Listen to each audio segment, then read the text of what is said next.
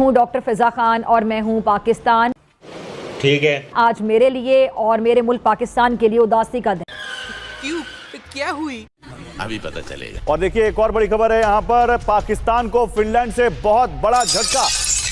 पाकिस्तान में दूतावास बंद करेगा फिनलैंड। पाकिस्तान की एक बार फिर इंटरनेशनल बेइज्जती हुई है। फिनलैंड ने पाकिस्तान में बंद किया अपना दूतावास। बड़ी अर्थव्यवस्था वाले देशों से संबंध मजबूत करेगा फिनलैंड के लिए आतंक का पनाहगार पाकिस्तान बेकार देश है। यकीन जानिए मेरा दिल दुख रहा है बतौर पाकिस्तानी। फिनलैंड ने ये कहा, पाकिस्तान का कोई भी कॉमर्शियल पोटेंशियल नहीं है। जरा सुनिएगा। फिनलैंड का पाकिस्तान में सिफारतखाने बंद करने का फैसला सामने आया। My God! इस्लामाबाद में सिफारतखाने 2026 में बंद हो जाएंगे। तोबा खुदा मुझे माफ करे।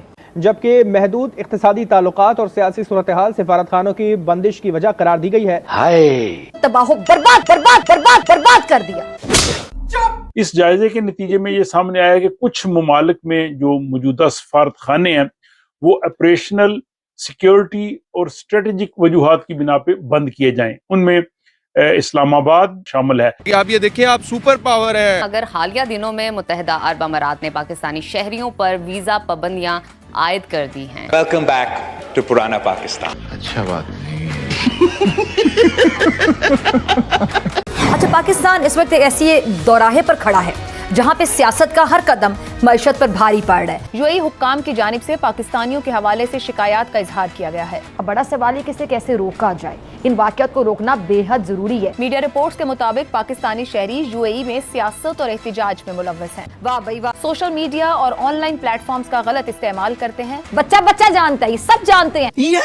मुल्क के मुख्तलिफ एयरपोर्ट्स पर गुज़िश्ता चंद माह से मुसाफिरों को ऑफलोड किए जाने के बढ़ते हुए वाक़यात ने न सिर्फ पाकिस्तानी शहरियों की नक़ल हरकत को मुश्किल बना दिया है बल्कि इमिग्रेशन के पूरे निज़ाम की शफाफियत, पेशावराना सलाहियत और इख्तियारात के इस्तेमाल पर संगीन सवालात खड़े कर दिए हैं। नाज़रीन, जो जुल्म पाकिस्तान में एयरपोर्टों के ऊपर हो रहा है ना, ये हद से बढ़ चुका है। मुत्तहिदा अरब अमारात पाकिस्तानी शहरियों को वीजे जारी नहीं कर रहा। वज़ारत दाखिला का इंकशाफ। अफगानिस्तान का पासपोर्ट यूएई में बैन नहीं है, सीरिया का पासपोर्ट यूएई में बैन नहीं है, आपका सूडान का पासपोर्ट बैन नहीं है। बहुत ऐसे ममालिक है, सोमालिया है, पता नहीं जंगज़दा ममालिक, उनके पासपोर्ट बैन नहीं है, लेकिन पाकिस्तान का पासपोर्ट बैन किया गया। ये एडिशनल सेक्रेटरी साहब फरमा। हुकाम वज़ारत दाखिला की सेनेट की कायमा कमेटी बराए इंसानी हुकूक को ब्रीफिंग कमेटी को बताया कि चंद माह कबल सऊदी अरब से बड़े पैमाने पर पाकिस्तानी निकाले गए। अभी सऊदी अरब ने 26 अफराद को वहाँ पे ऑफलोड किया, उनको गिरफ्तार भी किया। उन्होंने FIA को, इमिग्रेशन को जुर्माना भी किए हैं। कि पाकिस्तानी कहीं पे आपको समुद्रों में डूबते नजर आ रहे हैं, कहीं वो रुल रहे हैं सहराओं में, और सारे पाकिस्तान से जाते हैं। यहाँ से कोई सड़क के जरिए जाता है और ज्यादा खुद जहाज लेकर जाते हैं।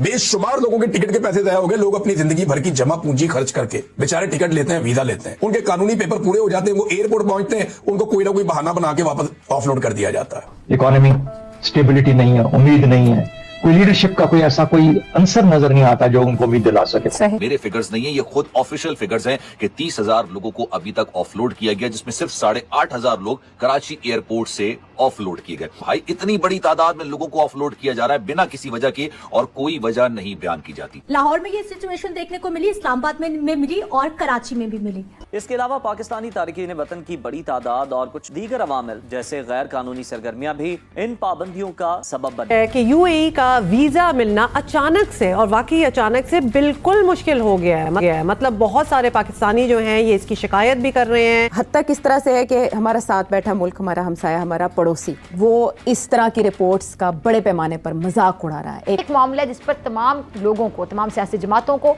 सबको एक पेज पर आना होगा, क्योंकि ये मुल्क का सवाल है। तो कहते हैं ना कि हम पहले ही मरे हुए हैं, मरे को मारे शामदार। एक तो हमारी इकोनॉमी की हालत ये, और उस पर इस तरह से मजाक बनना, ये वाले काम क्यों हो रहे हैं? पाकिस्तान की सिर्फ इकोनॉमी इस बात की जिम्मेदार है? इसकी हालिया मिसाल पासपोर्ट की आलमी रैंकिंग में पाकिस्तान की मजीद तनज़्ज़ुली की सूरत में कोई थूकता नहीं है पाकिस्तान के पासपोर्ट के ऊपर। क्या शर्मिंदगी की बात है, क्या शर्मिंदगी की बात है। मुझे सिर्फ इतना बता दें आप, कौन दुनिया का मुल्क ऐसे करता होगा? Which country on earth does like this जो हम करते हैं? बैरूनी दबाव है कि पाकिस्तानियों को कम से कम तर आने दिया जाए यूएई के अंदर, और ज्यादा भारतीय, अब बहुत सारे लोग वहाँ पर जा रहे हैं। इमाराती हुकूमत की पॉलिसीज पर तनकीद करते हैं। सुनते जाइए। नौकरियों के ख्वाहिशमंद बाज पाकिस्तानी डिग्रियों की जाली तस्दीक के साथ आते हैं। तो ये वाकई बहुत बड़ी अचीवमेंट है। यानी साफ शब्दों में पाकिस्तान अब फिनलैंड के लिए waste of time and waste of resource बन चुका है। सऊदी अरब ने मुतालिबा किया है कि भिखारी, बीमार लोग और गैर हुनरमंद अफराद को हमारे पास ना भेजें। 92 नर्सें डिग्रियां न होने के बायस वापस भिजवाए जाने का इंकशाफ हुआ। हुक्काम के मुताबिक ओवरसीज पाकिस्तानी दुबई में बैठी खवातीन के सामने टिकटॉक वीडियो बनाते हैं। उन्होंने कहा जी कि बहुत सारी जो प्रोस्टिट्यूट्स हैं वो भी पाकिस्तान से आती है, जो जिस्म फरोश खवातीन है वो भी पाकिस्तान से ये वीजे लेकर आते हैं। हाफिज सईद को आप लोगों ने कितना ऐशो इशरत में रखा हुआ है, उसके घर में सब चीजें प्रोवाइड की हुई हैं। अब वो चीजें अगर इमरान खान को आप दे रहे हैं, उन्होंने जाहिर प्राइम मिनिस्टर है, उन्होंने कोई किसी का मर्डर थोड़ी या टेररिस्ट थोड़ी है हाफिज सईद की तरह के। ये कत्ल का सोचेंगे भी नहीं, इनको पता है इन्होंने कत्ल किया तो इनमें से एक भी नहीं बचेगा।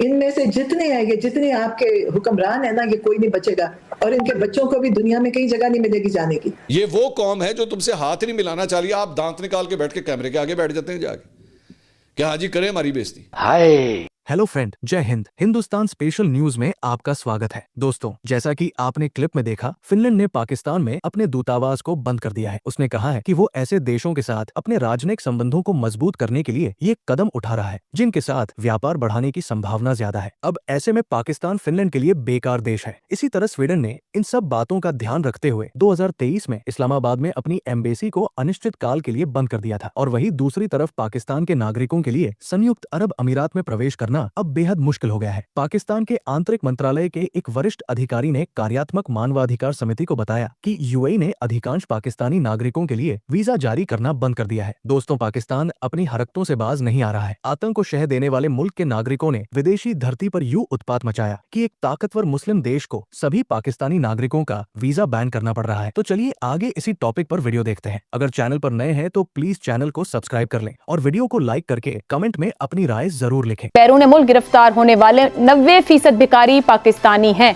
गुज़िश्ता 1.5 साल के दौरान पीआईए अमले के 10 अरकान कनाडा की फ्लाइट्स पर जाने के बाद वापस नहीं आए। ब्रीफिंग के मुताबिक बैरून मुल्क कैद पाकिस्तानियों की तादाद 29,000 तक पहुंच गई है।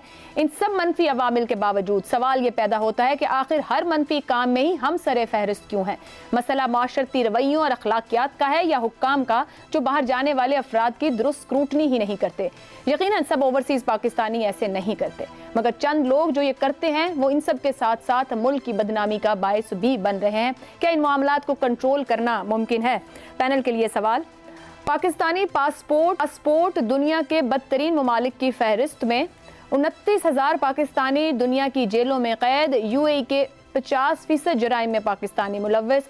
सब्ज पासपोर्ट की बदनामी का जिम्मेदार कौन? हुकूमती इदारे, एजेंट्स या चंद जराइम पेशा पाकिस्तानी? कि ये ट्रैफिक जो है ना, इस तरह की ट्रैफिक ये पाकिस्तान से भी आ रही होती है और हमें ये पसंद नहीं है। हमने किस मुल्क के साथ किस तरह की तल्लुकात रखने हैं, तुसी साढ़े मामे नहीं लगते कि हम आपसे मशवरा किया करें कि भाईजान दसो, आप तो हमसे खुद पैसे मांगने आते हैं, आप कौन होते हैं मशवरे देने वाले। फिर उन्होंने कहा जी कि आपके लोग जो है ना, इनके हाइजीन के रिलेटेड इश्यूज़ हैं। वो क्या है जी कि नांदे नुंदे को नहीं, गंदे होंदे ने, इनकी इनकी जो रहतल है ना को ठीक नहीं है। ये एक और उन्होंने ये इशू उठाया। फिर उन्होंने कहा जी कि आपके लोग जो हैं, जो माशाल्लाह नमाज़ पढ़ते हैं, लंबी लंबी ब्रेक पर जाते हैं नमाज़ पढ़ने के लिए, दौराने काम लंबी ब्रेक्स पर नमाज़ पढ़ने चले जाते हैं। तो जो भी एक उनका पोटेंशियल एम्प्लॉयर है, उसको इतनी लंबी नमाज़ें पढ़ने वाला बंदा पसंद नहीं है, ठीक है। उसके बरक्स जो इंडियन होगा या जो नेपाली होगा, उनकी तरफ से उन्हें इस तरह का मसला नहीं आता। तो लिहाजा ये एक और आपके लोगों की डिस्क्वालिफिकेशन है, या जो हमें प्रॉब्लम होता है, हमने जो लेबर की प्रोफाइलिंग की है, जिस बुनियाद पे आपके नंबर कम होते हैं, उसमें एक ये भी शामिल है। ऊपर वाली चीज़ें मैंने आपको बता दी हैं। बकारियों का तो आपको पता है कि बकारी कितने पाकिस्तान से गए हैं, और ऐसा भी हुआ है कि बार बार उधर से डिपोर्ट होकर आए हैं, इधर से फिर चले जाते हैं।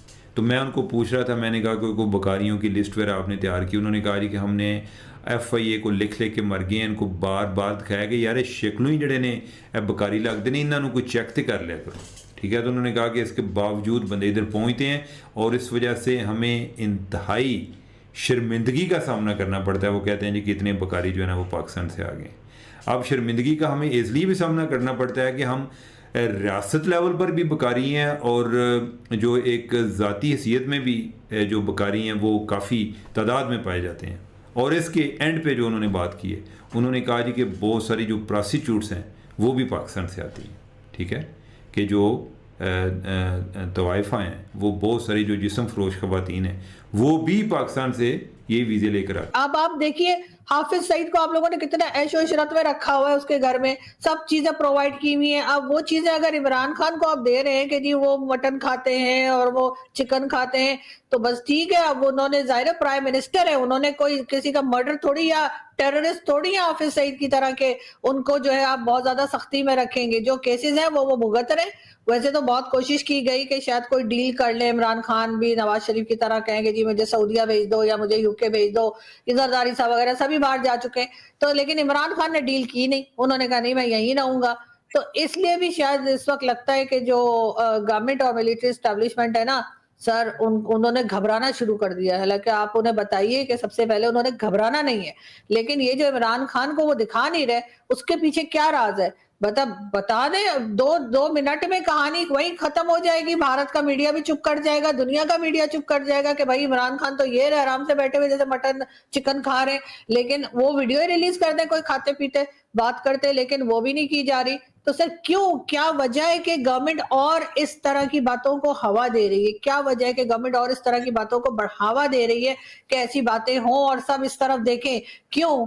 ताकि अफगानिस्तान की तरफ ना देखा जाए। सुना है सर 12 सुसाइड बॉम्बर जो है वो पाकिस्तान में एंटर कर गए और डिफरेंट सिटीज को हिट कर सकते हैं। इसी तरीके से अफगान बॉर्डर भी बहुत एक्टिव है और बाकी जगह पे भी जो ऑपरेशंस चल रहे हैं उसको लेकर भी लोग परेशान हैं। यहाँ पर लोगों की हालत ये, जो आप जानते ही हैं कि लोगों के पास जॉब्स नहीं है, यहाँ पे चीजें महंगी हो गई हैं, टमाटर के रेट कहाँ से कहाँ चले गए, मत बोलिएगा मुझे टमाटर भेज देंगे, ठीक है ना।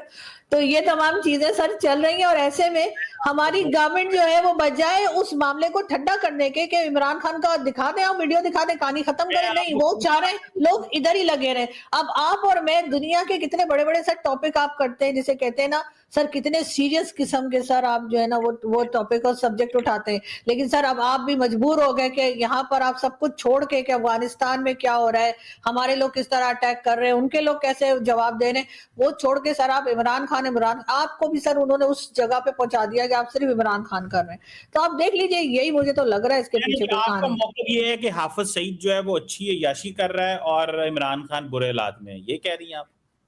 नहीं सर, मैं तो ये समझ रही हूँ कि दोनों को एक ही जैसा रखा हुआ है। उनको भी आप कह रहे हैं मटन और चिकन खिला रहे हैं, हाफिज सईद को भी आपने हाउस अरेस्ट करके रखा हुआ है। तब आपके सामने इमरान खान जो एक प्राइम मिनिस्टर रह गया वो और एक UN डेजिग्नेटेड टेररिस्ट, दोनों में कोई आपको डिफरेंस दिखाई नहीं दे रहा।